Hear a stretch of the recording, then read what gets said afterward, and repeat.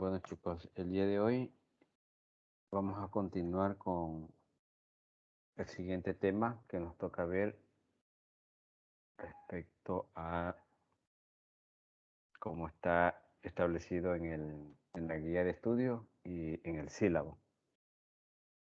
Tenemos como tema el sistema cardíaco o sistema cardiorrespiratorio con una de las patologías más frecuentes como es el paro cardiorrespiratorio, que bueno, es muy visto en las urgencias médicas y también como parte de los primeros auxilios, pues es uno de las temáticas que prácticamente nosotros tenemos que poner al estudio, y también se nos puede dar el caso de que nos encontremos con alguna persona que esté con este tipo de sintomatología y podamos hacer una intervención en la cual pues podamos incluso salvar vidas. Antes de llegar a lo que es el tema del paro cardiorrespiratorio, me gustaría saber en ustedes, pues, qué entienden por esta temática, qué es para ustedes o qué entienden por paro cardiorrespiratorio. Por cardiorrespiratorio yo entiendo que tiene que ver con lo que es todo lo cardíaco, con el flujo sanguíneo, con el corazón, y respiratorio, todo lo que trata de la respiración, el oxígeno y todo eso. Ya, gracias Casey. ¿Alguien más podría hacer una aportación al respecto? También, según lo investigado, se refiere a una interrupción brusca e inesperada de la actividad mecánica del corazón y la respiración espontánea. Ya, perfecto. Gracias, Edgar.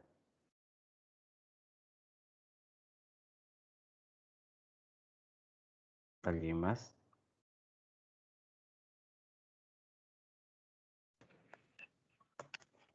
Se puede decir que debido a esas causas puede tener la circulación de la sangre y también pues la interrupción del suministro de lo que puede ser el oxígeno, ya que estamos hablando de lo que es cardio y la respiración. Sí, perfecto. Cuando hablamos del sistema o de paro cardiorrespiratorio en este caso, que es una de las alteraciones a este sistema cardiorrespiratorio, bueno, podemos estar al frente de algún problema en el cual exista esos tipos de interrupciones, podemos decir, de manera brusca a nivel de lo que es la parte circulatoria que va hacia el corazón, provocando pues en sí pues esta actividad prácticamente en algunos de los casos reversible y en otros de los casos irreversible cuando se presentan ya estas inconvenientes a nivel del sistema cardiorrespiratorio. Bueno, hay un porcentaje muy alto en cuanto a la aparición de estas lesiones, de estos problemas en la parte hospitalaria. Se da pues de que son una de las causas principales de muerte de las personas que acuden a estos centros de salud, en el cual pues un gran porcentaje pues tienden a tener un desenlace fatal.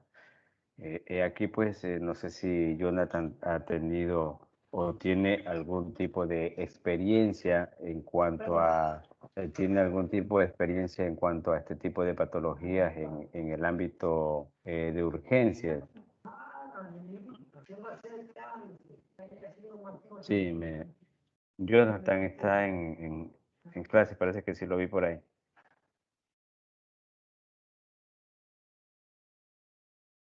Jonathan.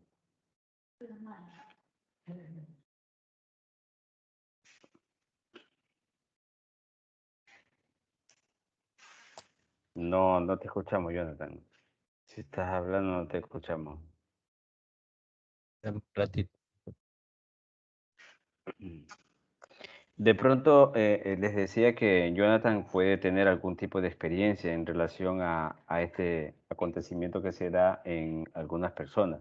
Bueno, la mayoría de personas que presentan este inconveniente son personas mayores de edad, pero las personas jóvenes no estamos tampoco exentas a tener este tipo de inconvenientes. Se han presentado también.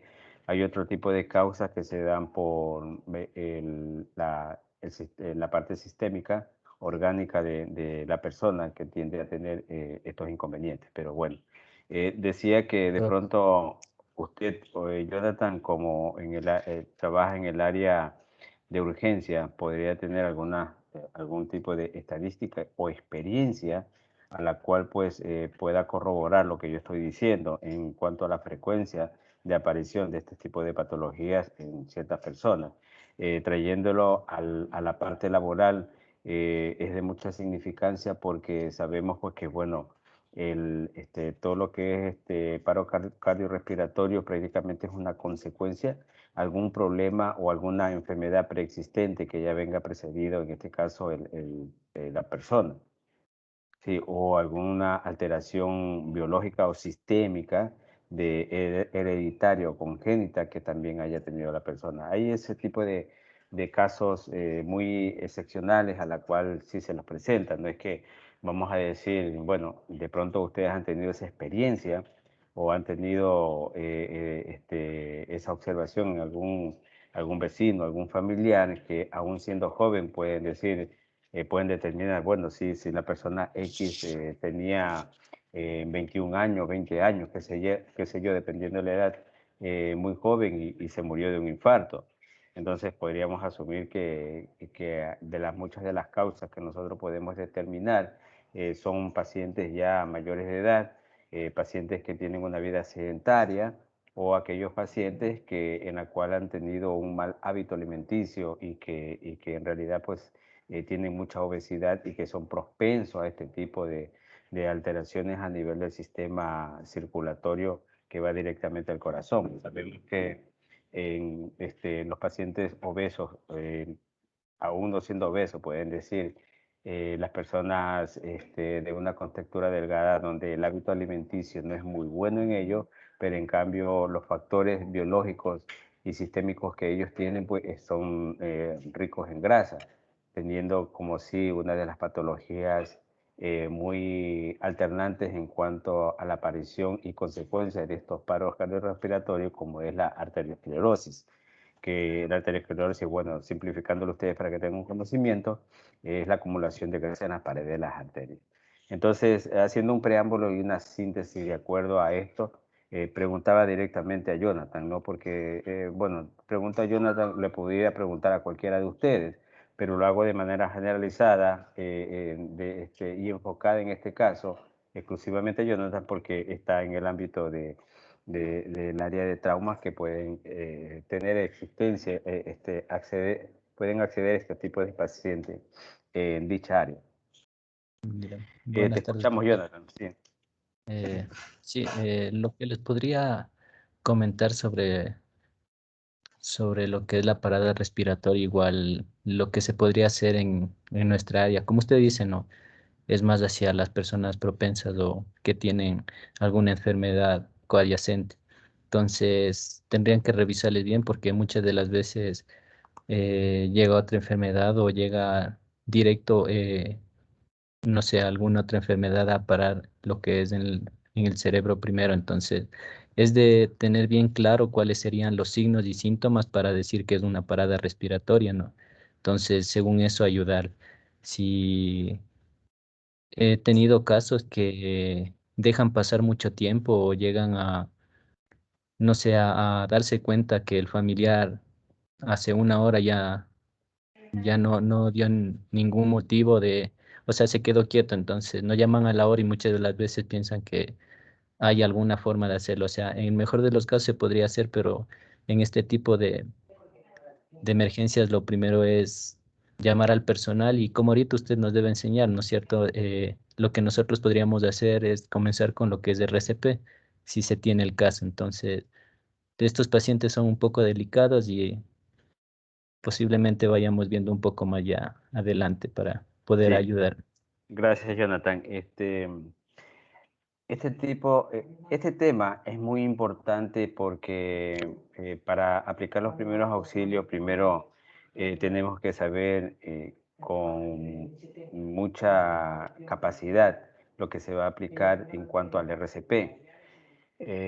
Si tomamos en cuenta que la mayoría de estos pacientes vienen precedidos por sintomatologías muy parecidas en muchos de los casos. Por ejemplo, ellos van a tener inicialmente, antes de presentar el infarto, van a tener mareo, van a tener sudoración, van a tener una circulación lenta en cuanto a su sistema circulatorio.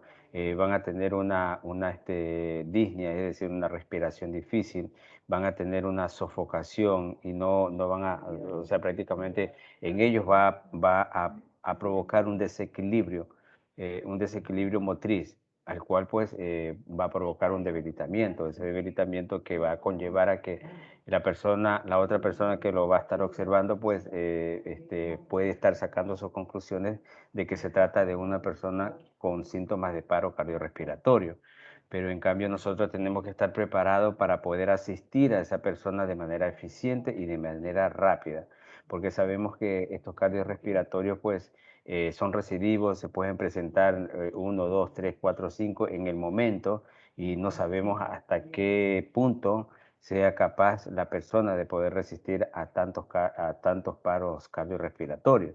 Pero si nosotros le damos la asistencia adecuada, vamos a estar de pronto un poco tranquilos de que esa persona puede superar ese problema, pero cuando ya la situación o el daño es muy agresivo, lamentablemente no hay marcha atrás, ¿no? Por mucho que se quiera hacer lo que... Ahora, como lo dijo Jonathan, yo he tenido experiencias, sí, de algunas personas ver morir con estos problemas cardiorrespiratorios. Y una de las experiencias, pues bueno, de las experiencias es haber tenido en un lapso de tiempo a una persona que se le estuvo haciendo asistencia con otro compañero que justo estábamos en una reunión de padres de familia y sucede que esa persona tuvo un ataque cardiorrespiratorio. Claro que se le dio la primera asistencia hasta que llegaron los paramédicos o en su defecto se les llevó, en este caso se lo llevó de manera inmediata, porque sí se lo podía manipular y se lo podía transportar. Lo hicimos y lo llevamos a una casa asistencial. Bueno, esa persona se salvó, estuvo ya después conversando con nosotros en agradecimiento. Claro que le hicieron una serie de exámenes ya direccionadas de parte del especialista, en este caso del cardiólogo, de otros médicos que estuvieron con relación en trabajar interdisciplinariamente en equipo, y así lo hicieron, y bueno, el señor todavía está vivo. Entonces, esos son los tipos de experiencias que uno va ganando, así como también he tenido la otra parte de la moneda, ¿no? La otra cara de la moneda, en este caso, bueno, yo me dirigía a mi trabajo. Yo soy de Bahía, yo trabajaba en Tosagua y me dirigía a mi trabajo y resulta que como antes de llegar a mi destino me llama un compañero como casi llorando con mucha pena en ver de que el papá pues no se levantaba y estaba en el piso, pero los antecedentes de esta persona era que el señor los domingos, sábados, los fines de semana, él tomaba y a veces se quedaba dormido en el piso, pero ellos creían que era uno de esos tipos de episodios anteriormente. Entonces me dice, vete a ver, no, mira, ayúdame, yo sé que tú sabes un poquito más que yo, pero me gustaría que lo revises para ver en qué condiciones está mi papá, porque ahí nosotros no le hemos tocado, no se mueve para nada y queremos saber cómo. Tuve que regresarme casi a 1 hora de viaje, regresar de nuevo, decir en mi trabajo que tenía una emergencia y que bueno, así lo hice, y cuando llegué a la casa de ellos, lamentablemente el papá había fallecido. Yo hago una estimación de que por lo menos por la situación como estaba, porque estaba todavía, cuando hay una muerte, siempre la persona se vuelve, pierde su circulación y se vuelve pálido y le cambia prácticamente la parte térmica de su cuerpo. Entonces se vuelve frío. Y la persona todavía estaba un poquito caliente y tenía flexibilidad en sus miembros, a tal punto que se le podía movilizar porque estaba encogido, ¿no? Seguramente los infartos que se dan con un dolor cardíaco, y ese dolor precordial pues hace que la persona se encoja, ¿no? Es lo primero que hace, agarrarse al pecho y se encogen. Entonces esos son uno de los signos que se presentan en estos casos. Ella sí en esa posición estaba el paciente, ¿no? Entonces, esa situación es apremiante. Lamentablemente el señor falleció y bueno, pues ya yo le estoy hablando por lo menos de hace más o menos unos 10, 11 años. Pero son experiencias que quedan, se las traigo a relucir a ustedes porque de pronto para que tengan por lo menos una base de conocimiento de cómo es estar frente a este tipo de casos, y que en realidad es muy eh, ¿qué les digo? Para ustedes y para nosotros como profesionales que ya estamos formados, es bueno saber que de pronto ustedes pueden contar con esa base de aprendizaje y que puedan ir ganando experiencia de a poco, ¿no? Porque de eso se trata cuando uno recién inicia una etapa de estudio, y cuando ya es profesional, pues ya debe ir ganando experiencia y poder ir determinando con qué tipo de personas o con qué tipo de pacientes te vas a encontrar, como para aplicar, hablando de primeros auxilios, como para aplicar los primeros auxilios. Jonathan, estás alzando la mano, ¿quieres decir, comentar algo? Sí, profe, solo igual para, como usted dice, para acotar un poco de lo que es el RCP, es bueno que nosotros tengamos conocimiento, pero de igual manera, en el momento que lleguemos a utilizarlo, sea de una buena manera, porque como le cuento, yo tuve un caso, eh, fue una persona adulta. Llegamos al lugar y las chicas de enfermería, no sé, las licenciadas que les cuidan a las personas adultas, llegamos y estaban realizándole el RCP.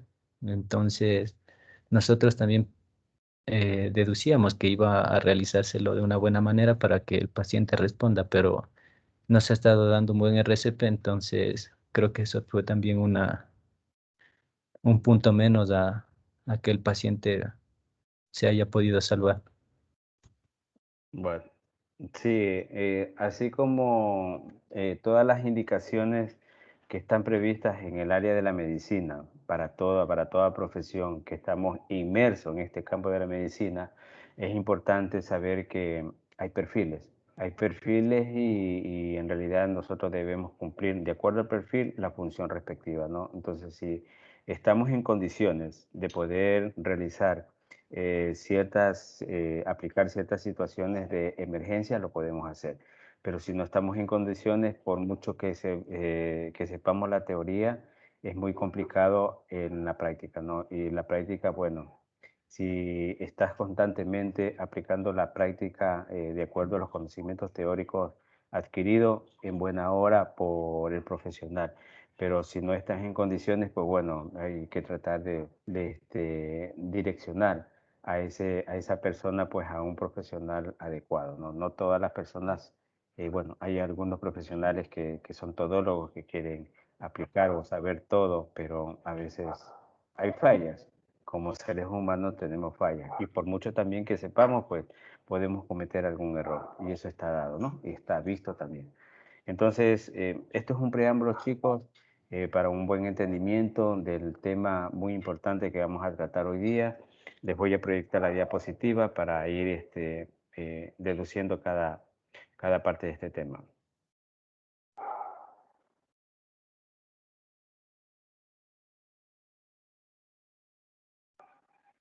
Bueno, aquí tenemos como concepto el paro cardiorrespiratorio, o conocido como PCR en sus siglas, ¿no? Es una situación que se produce por la interrupción brusca inesperada y potencialmente reversible de la actividad mecánica del corazón y la respiración de manera espontánea. Se estima que estadísticamente que un 70% de los paros cardiorrespiratorios que ocurren fuera del ámbito hospitalario suceden en el domicilio y que de todos ellos un 60% son presenciados por testigos familiares y amigos, ¿no? Bueno, sí, es una realidad.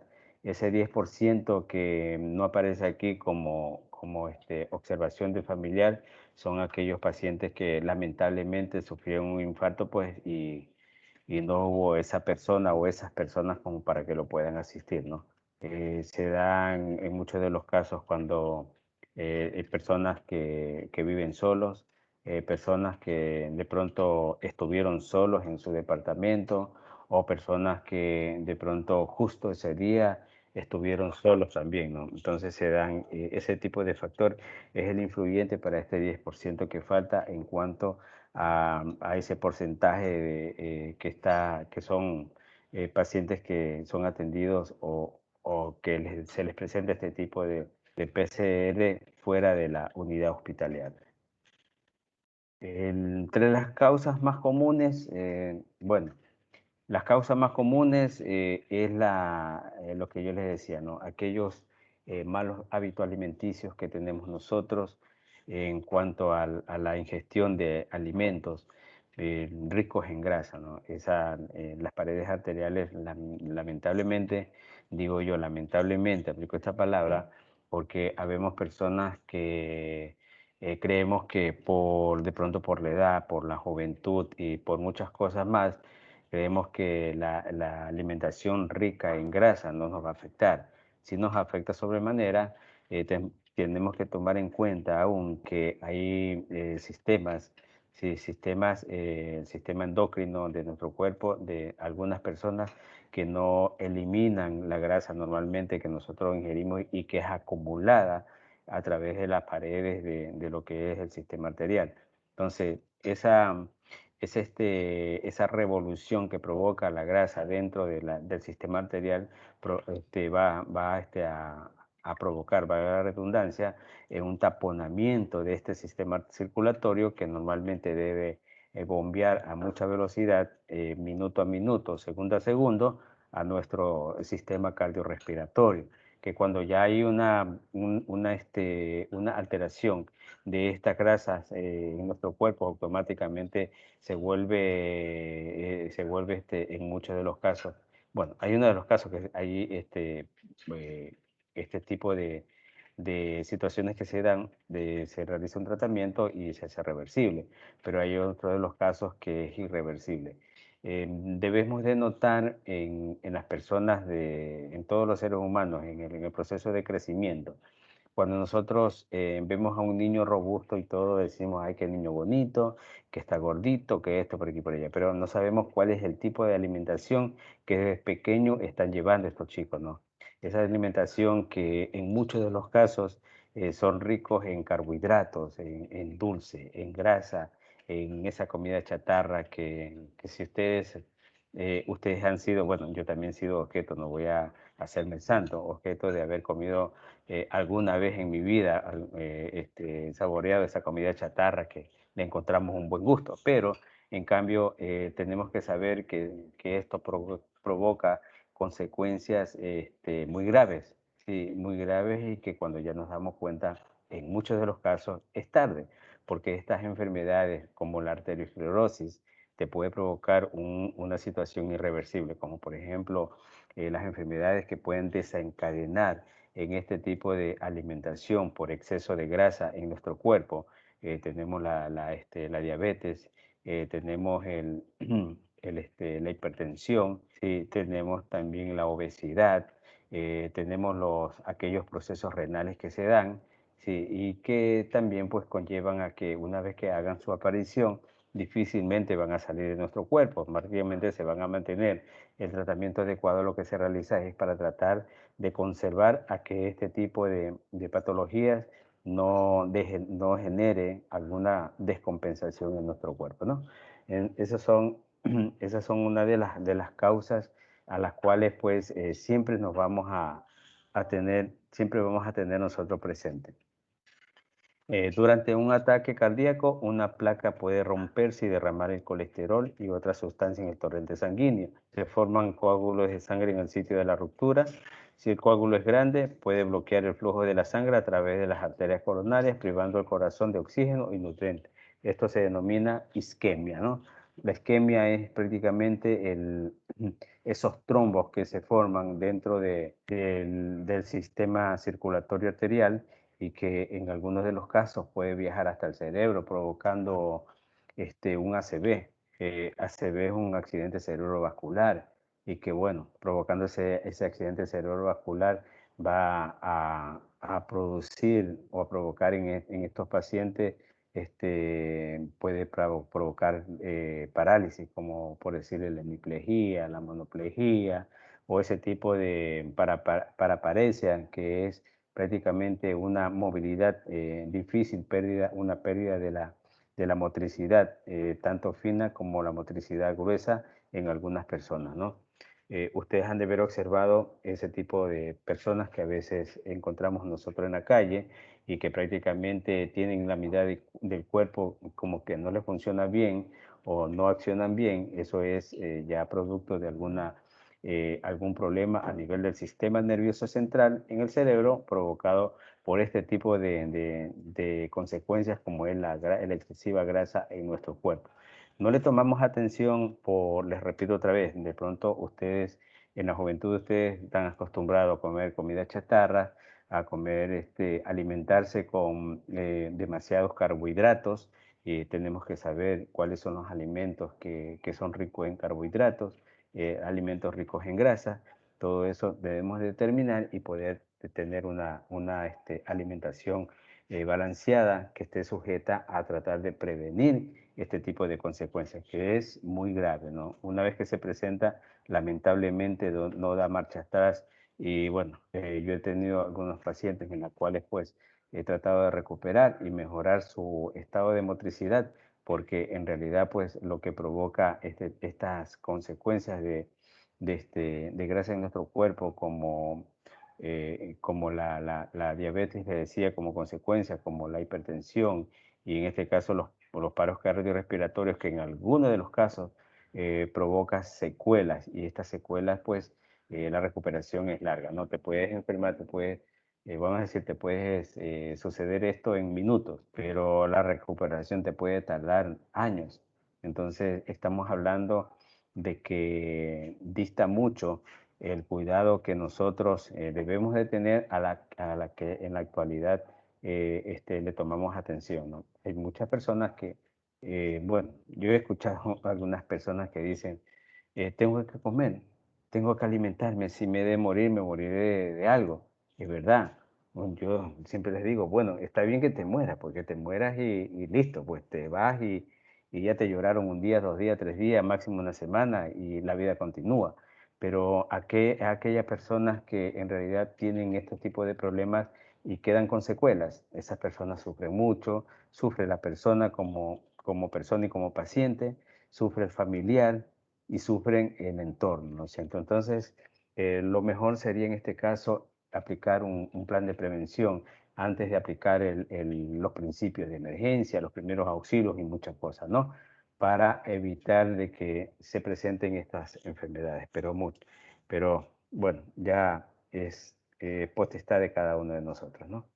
De todas maneras, este tipo de enseñanza, de aprendizaje, te da a ti la pauta de que puedas cuidar a tu entorno, en este caso a tus familiares, porque no es necesario que seas un especialista en sistemas de prevenciones. Es importante que conozcas algunos tipos de patologías que son comunes en nuestro medio y que en realidad tú puedes aportar un granito de arena como para decir, mira, ¿sabes qué?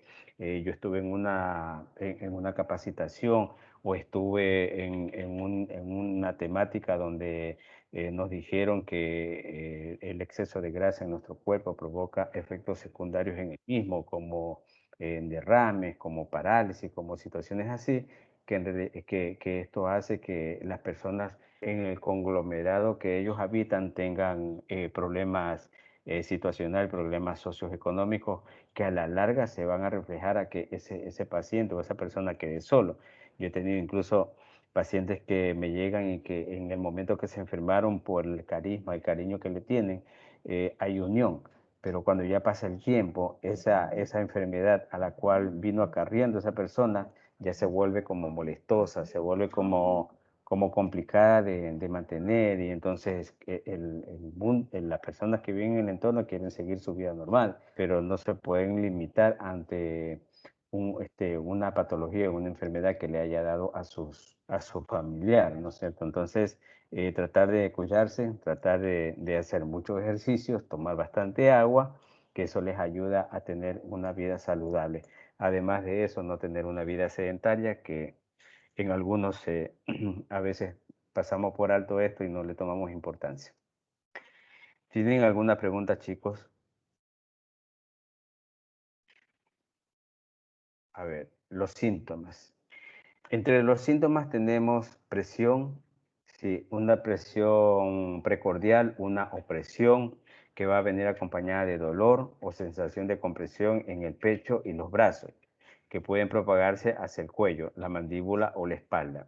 Esto puede ser uno de los síntomas, ¿no? A veces podemos confundirnos con sintomatología, por ejemplo, de estrés. Por decirte, hay personas que padecen de estrés por exceso de trabajo, por exceso de cuadros emotivos, o por muchos otros factores que están incidiendo a que la persona se estrese. Entonces, estas personas estresadas suelen tener síntomas parecidos a del paro cardíaco, ¿no? Ellos también, una persona con estrés va a tener dolor en el cuello, va a tener hormigueo a nivel de los brazos, pero bueno, el que no sabe de pronto puede estar confundiendo de que se puede tratar de un paro cardíaco, pero en realidad, si se le hace una observación más a fondo, podemos deducir que puede tratarse de una congestión a nivel del sistema muscular, que lo que está provocando es una contractura en los mismos y por ende desencadena en este tipo de molestias. Pero en cambio, hay dolores significativos como por ejemplo el dolor a nivel del cuello, una disfasia que puede ser producto a un inicio de un paro cardíaco, una respiración difícil. Podemos tener como síntomas también justo dolor referido en el lado izquierdo donde está alojado el corazón, y tenga una especie de pérdida de sensibilidad y hormigueo. Entonces, estos son los primeros síntomas, sí, que va a presentar en este caso la persona con paro cardiorrespiratorio. Y también tenemos que va a presentar náuseas, indigestión, ardor de estómago o ardor abdominal. Son dolores característicos. No nos vayamos a confundir. No vamos a decir que, mira, tú tienes una indigestión, tienes náuseas, te va a dar un paro cardiorrespiratorio. No, tenemos que ahondar en que sean los mayores, un gran número de síntomas que se reúnan, que tengan una similitud en relación a lo que estamos tratando ahorita, y que podamos deducir que sí, se trata de un paro cardiorrespiratorio, como por ejemplo el sudor frío, la falta de aire también es una de las características, la fatiga, el entumecimiento o mareos repentinos, ¿no? Son estos síntomas que lo más probable es que aparezcan todos o que aparezcan independientemente uno a otro. ¿Cuáles son los primeros auxilios que se deben aplicar cuando se presenta este problema cardiorrespiratorio? Entonces, observemos en la gráfica. Aquí en la gráfica estamos observando primero si la persona responde al llamado de nosotros. Eso lo vimos en los principios de emergencia y aplicando los primeros auxilios en ciertas situaciones que se daban, que tomamos como ejemplo en accidentes. Pero aquí vemos en la gráfica el primer paso, pues bueno, es observar a la persona si responde o no al llamado de nosotros. Solicitar ayuda de manera inmediata. Aquí dice al 112, pero al 911. Vemos si respira o no respira. pero bueno, aquí ya la persona está preparada, este asistente está preparado para un RCP. Pero en cambio tenemos que ver primero algunos, pero eso se lo hace de manera rápida, ¿no? No podemos estar perdiendo tiempo. Entonces, el actuar de manera rápida es importantísima en estos pacientes. Observamos si respira, hay muchas maneras de observar la respiración, sí, y una de esas es aplicando el método de observación con prácticamente apertura de lo que es el tórax, ¿no? Puede que la persona, aquí como este paciente, esta persona tiene un abrigo, seguramente, bueno, se le aflojó el abrigo, se lo trata de despejar la zona, el área donde uno tiene que observar si la frecuencia respiratoria está normal o en su defecto ha perdido la frecuencia respiratoria. Y en su caso, pues lo que se hace es de manera rápida tomar los signos vitales, ¿no? Sabemos cuáles son los signos vitales, entonces tratar de asistir a esta persona de manera adecuada. Como segundo punto, tenemos que no ignores ni intentes pasar por alto los síntomas de un ataque cardíaco. Si no puedes acceder a los servicios médicos de urgencia, pídele a un vecino o un amigo que te lleve al hospital más cercano.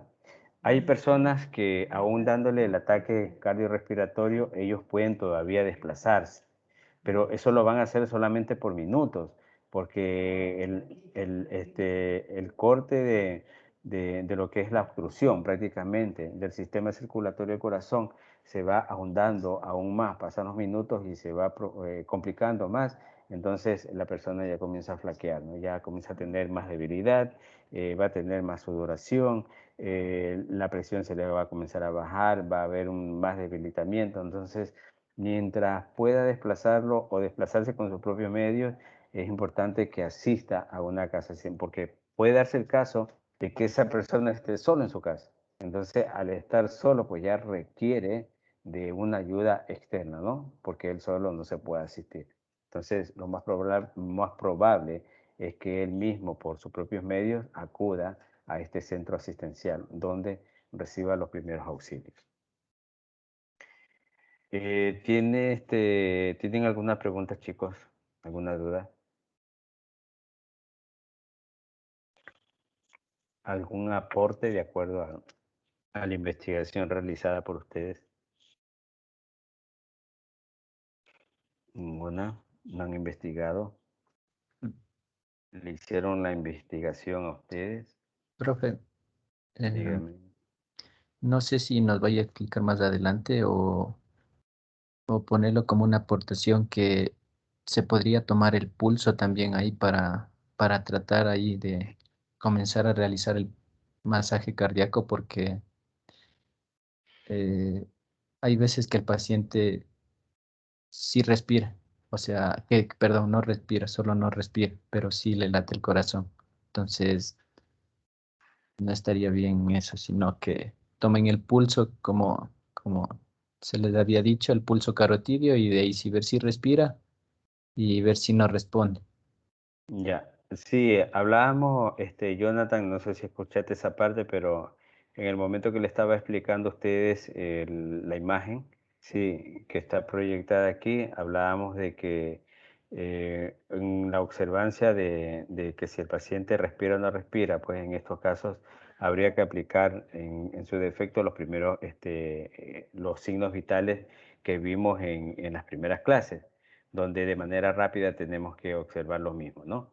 Entonces, sí, sí está bien. Pero igual, gracias por tu aporte y tu recordatorio, Jonathan. Ya. Entonces, una vez presentado antecedente con esta persona que ya ha tenido por efectos adversos en cuanto a la salud de él, un paro cardiorrespiratorio, se va a proceder a lo que es la reanimación cardiopulmonar o más conocida como RCP. Sí, es una técnica que salva vidas, útil en muchas emergencias, como por ejemplo un ataque cardíaco o casi un ahogamiento en los que la respiración o los latidos del corazón de una persona se han detenido, ¿no? Bueno, aquí observamos, chicos, el paso número 1, La persona tiene que, bueno, el paciente en este caso tiene que estar en posición de cúbito supino. Quiero que me entiendan y para que puedan ustedes acceder a la explicación que yo voy a dar. De cúbito supino es boca arriba, ¿sí? Del cúbito prono es boca abajo. Del cúbito lateral es en posición lateral, derecho o izquierda. Entonces, este paciente aquí está en posición de cúbito supina, en la cual pues se lo ubica, se lo puede ubicar, siempre este tipo de reanimación cardiopulmonar se lo hace en una superficie dura. Si ustedes lo pueden apoyar en lo que es el piso, mucho mejor, para que pueda tener una mejor, pueda manejarse de mejor manera la situación y el RCP que se aplica sea de manera firme. Porque si lo ponemos en una cama donde, vamos a decir, tiene un colchón de chorros y a lo que ustedes presionan, la presión que ejercen ustedes, el paciente tiende a tener una amortiguación exagerada, entonces ese RCP no va a funcionar bien. Por eso hay que tener ese tipo de observaciones e indicaciones y aplicarlas también, ¿no? El conocimiento de este tipo de conocimientos es muy importante para este tipo de reanimación también. Este es el primer paso. Si vemos a la persona prácticamente semiflexionada, sí, no muy erguida, pero a nivel de los hombros, con una firmeza en dirección al codo y la muñeca, sí, de manera recta. No vamos a tener ni flexión de hombro, ni flexión de codo. Sí, vamos a hacer un movimiento firme hacia abajo. Sí, ya mismo vemos las repeticiones, cuántas repeticiones van. El segundo punto es la ubicación de la cadera. Miren, tiene que estar como semiflexionada. Sí, no muy flexionada tampoco, porque eso en realidad lo que va a hacer es apoyar el exceso del peso de su cuerpo en la persona, ¿no? El peso que ustedes van a realizar es gradual, no va a pasar más allá de 3 o 5 centímetros en relación a la superficie de lo que es la base del tórax, ¿no? Es decir, yo hago una presión aquí, si más o menos calculo que esta presión que ejerzo para realizar la reanimación cardiopulmonar no tiene que ir más abajo de 3 o 4 centímetros, ¿no es cierto? El punto 3, miren la ubicación de la mano, la entrecruzamos así, si ponemos una O en su defecto la otra mano, ¿no? La entrecruzamos y comenzamos a hacer la presión a nivel de lo que es la parte del tórax entre el esternón y la parte izquierda en dirección al corazón. Aquí está lo que le estoy diciendo. Este es el esternón, este hueso largo que llega hasta la parte de la división de los dos pechos, ¿no? En esta zona se realiza lo que es la presión a nivel de las manos, así como están viendo la ubicación de la misma. Ya, chicos, primer paso, sí, esta es la ubicación. Persona que va a asistir arrodillada, como semiflexionada en su tronco, con el hombro y el codo prácticamente sin extender y la muñeca así en flexión, ¿no? Y en esta posición se entrecruzan los dedos para ejercer la presión. Bueno, una persona que no se haya capacitado prácticamente es una persona que no puede realizar el RCP.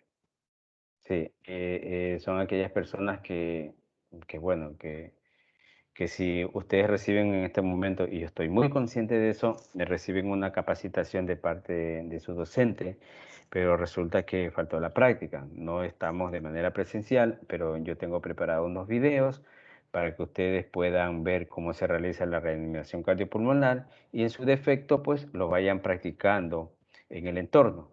Eso es el detalle, ¿no? Se realizan entre 100 y 120 presiones por minutos. Sí, perdón.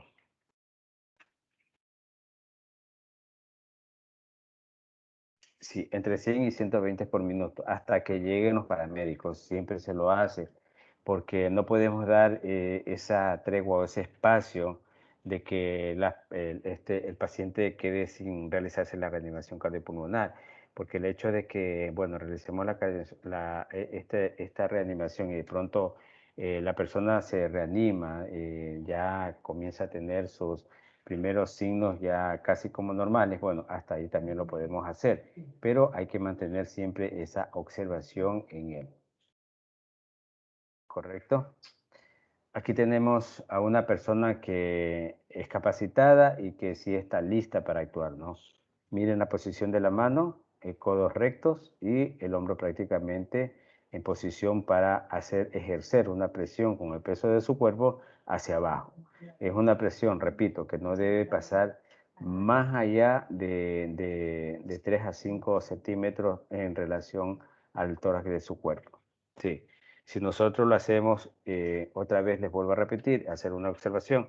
Si nosotros lo hacemos en una cama donde tenga mucha amortiguación, seguramente al hacer este movimiento hacia abajo nos vamos a movilizar también con todo y pacientes, ¿no? Y que no sería lo adecuado. Bueno, si estás bien capacitado y tienes confianza en tus habilidades, verifica si hay pulso y respiración. Esto lo hace ya una persona bien entrenada, porque sabemos que esto es una actuación de manera rápida. En el momento que yo estoy observando a esa persona que tiene un paro cardiorrespiratorio, también a la par estoy observando si tiene los signos vitales, si tiene la respiración, si la conciencia está bien. Entonces, a la par, de forma inmediata, tengo que asistir a esta persona aplicando este tipo de recursos, ¿no? Que es muy importante también para los primeros auxilios. Ya. Comienza a realizar compresiones en el pecho, comienza la reanimación cardiopulmonar con 30 compresiones antes de realizar 2 respiraciones de rescate. Bueno, más adelante vemos esas respiraciones de rescate, pero son de manera combinada, ¿no? Realizamos las 30 repeticiones, compresiones cardiopulmonares y después realizamos esas respiraciones de rescate que se llaman. Los consejos anteriores son válidos para adultos, niños y bebés que reciben RCP, pero no para un recién nacido de 4 meses de edad. ¿Por qué? A ver, ¿por qué creen ustedes que no se le debe aplicar un RCP a bebés de 4 semanas de edad? Estamos hablando de un mes.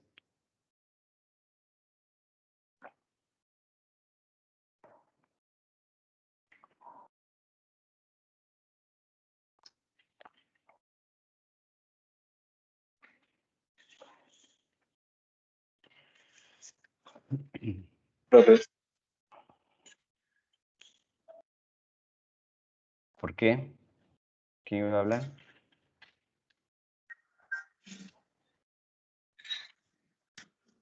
yo, profe. Ya, Jonathan. Es por la fuerza que vamos a ejercer. Igual hay otra forma de dar RCP a los menores, a los niños más pequeños, ¿no? Entonces, sería la técnica la que se va a realizar al paciente que vamos a tener. Ya. Sí, pero hay una razón el por qué no se le aplica. Entonces, es porque el, el cuerpo de ellos o el esternón no va a estar bien consolidado, entonces nosotros lo que podríamos causar es más peligro. Y es muy bajo lo que sea a los bebés les podría dar un paro Ya. cardiorrespiratorio. Ya, gracias Jonathan. ¿Alguien más podría decirme algo de lo que dijo Jonathan? A la pregunta formulada también.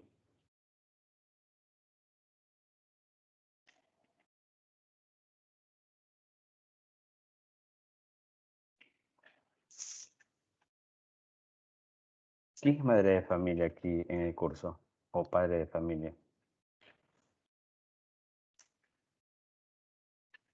Heroína.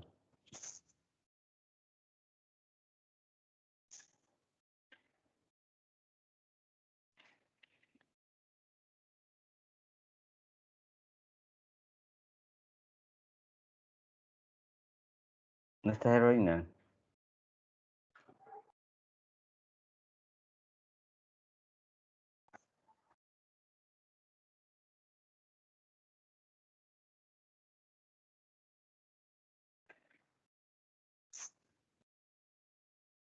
Ayúdenme, chicos, que no puedo ver quiénes están en como asistente, porque estoy proyectando la diapositiva. ¿Está heroína aquí en el curso? No.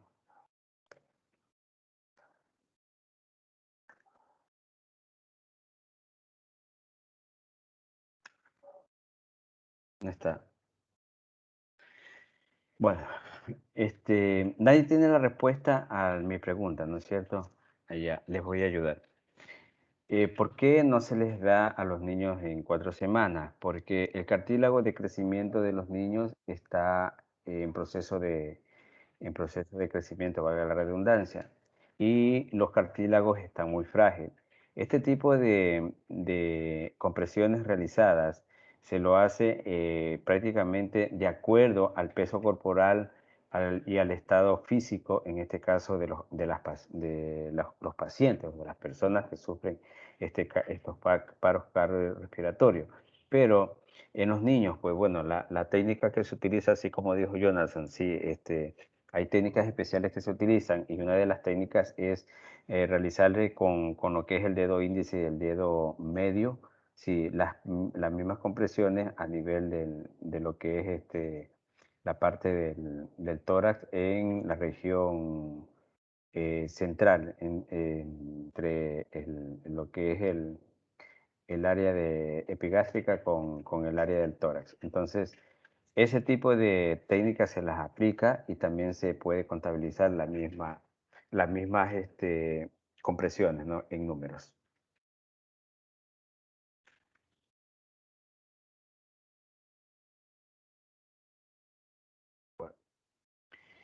¿Qué tenemos que tener en cuenta antes de realizar el RCP?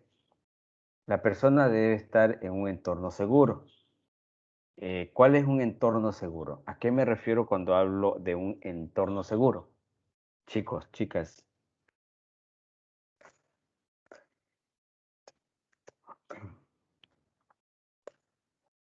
¿cuál es ese entorno seguro al que se refiere o al que yo me refiero para realizar un RCP?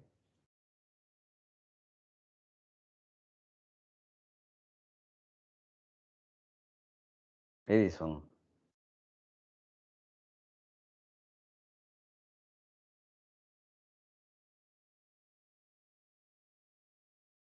Edison tampoco está en clase.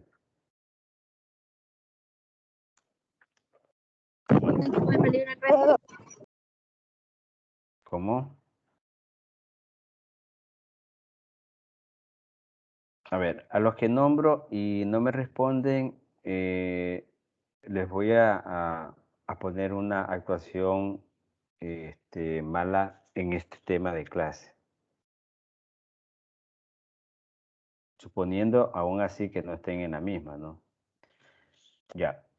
A ver, Yulixa, Yulixa, ¿qué te llamas? Sí, dígame. Ya le realicé la pregunta. ¿A qué se refiere cuando está en un entorno seguro? A Ajá. ver, primero verificamos la zona si no hay algún tipo de peligro para realizar los RCP, que serían 100 a ¿Cómo cuáles? 120. No, ¿como ¿Mande? cuáles? ¿Como cuáles? ¿Cuál es ese Eh, entorno de peligro al que te refieres?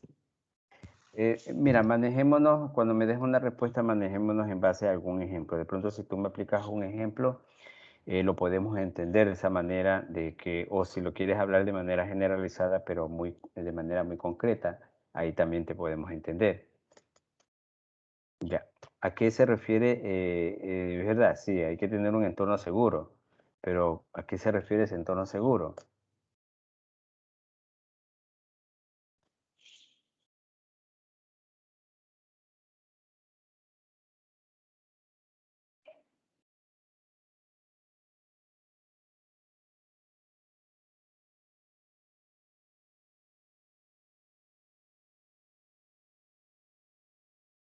Yulixa, perdiste.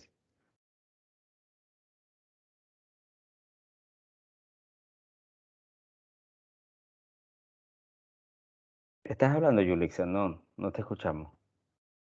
¿Por qué no enciende la cámara?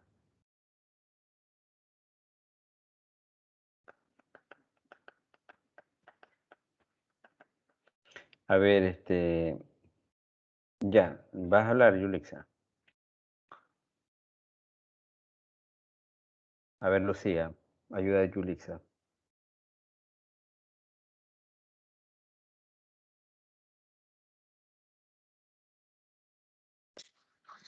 Un entorno seguro sería, Encienda la cámara.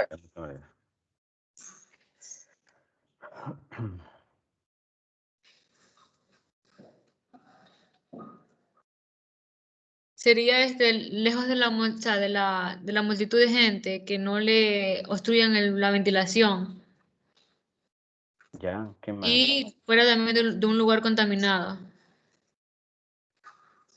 Ya, ¿qué tipo de lugar contaminado? ¿Cómo cuáles? Podría ser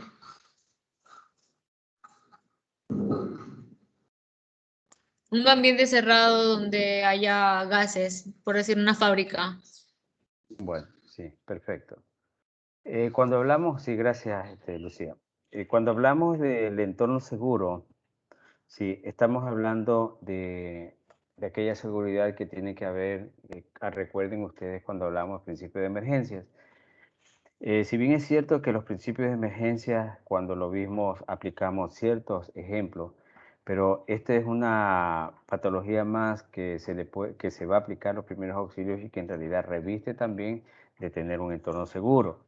En un entorno seguro en este tipo de personas que están padeciendo este paro cardiorrespiratorio, podemos hablar dependiendo de la actividad que realizan, porque si se trata de una persona, un trabajador que está realizando sus labores dentro de un ambiente contaminado, seguramente la reanimación cardiopulmonar no va a dar los efectos deseados. Siempre lo debemos de llevar a un lugar seguro donde podamos aplicar este tipo de técnica y que en realidad estemos conscientes que la persona va a recibir una ventilación pura también, ¿no? El entorno es muy importante porque puede ser que esté dentro de su parte laboral y no exista la comodidad adecuada como para realizar este tipo de técnicas. Tenemos que tener presente que también estas técnicas aplicadas son de primeros auxilios y se los realiza de manera rápida. Bueno, otro de los puntos antes de iniciar el RCP debemos observar si la persona está consciente o inconsciente, ¿no? Bueno, si está consciente, por lo menos debemos explicarle lo que vamos a hacer con él o, en su defecto, preguntar qué tipo de sintomatologías está teniendo en ese momento para con nosotros poder decir que se trata así de un paro cardiorrespiratorio. Pero si está inconsciente, pues bueno, ahí tendremos que aplicar los primeros auxilios, como dijo antes Jonathan, observar los signos vitales y ver pues si la persona todavía está con signos de vida, ¿no? Si la persona parece inconsciente, tócale a golpearle el hombro o pregúntale en voz alta, ¿te encuentras bien? Si la persona no responde y hay dos personas disponibles, pídele a una que llame al 911 o al número local para las emergencias y trae al desfibrilador. El desfibrilador. Bueno, esto nosotros lo habíamos visto cuando llamábamos al 911 que decíamos en la manera de alertar, ¿no? Se le puede alertar llamando al 911, concretamente solicitando lo que en este caso va a necesitar la persona que está sufriendo este paro cardiorrespiratorio, porque en realidad pues el paramédico puede llegar con los utensilios solamente de base, ¿no? Los que tiene a la mano, pero si se les transmite de que es una persona que está teniendo ciertas agravaciones en cuanto a su sintomatología, porque nosotros no podemos deducir a simple vista que se trata de un paro cardiorrespiratorio, pero por los síntomas que ya nosotros hemos observado podemos entender que sí es un paciente con paro cardiorrespiratorio y que requiere de un desfibrilador. Y que bueno, entonces son unas máquinas que automáticamente ayudan a la reanimación, en este caso, de los pacientes, ¿no? Bueno, ¿tienen alguna pregunta?